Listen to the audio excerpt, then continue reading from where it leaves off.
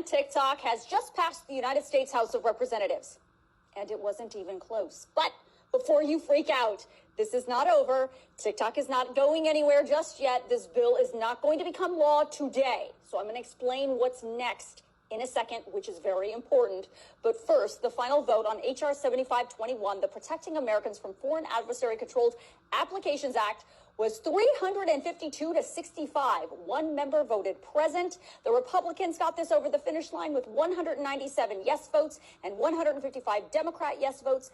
50 Democrats voted no, and so did 15 Republicans. 14 members were not voting on this bill today. Now, because of the special procedures used to fast-track this bill to the House floor, the bill needed 2/3 majority, which obviously you can see it got. Now, here's the thing. This bill will now move on to the United States Senate, and in order for it to become a law, it has to pass in the Senate, and then the president has to sign it. President Biden has already said he will sign this bill if it gets to his desk, so that's not a question.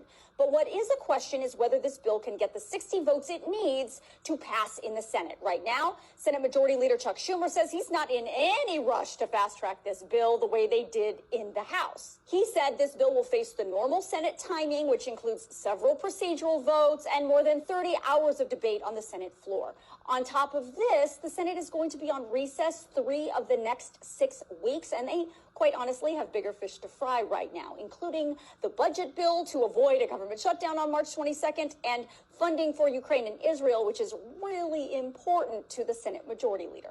Now, I also want to make it very clear, supporters of this bill keep stressing over and over and over again, this is not a ban on TikTok. They say this bill just simply forces the Chinese-owned parent company of TikTok, ByteDance, to divest or sell its interest in TikTok to another company the U.S. government determines is not owned by a foreign adversary.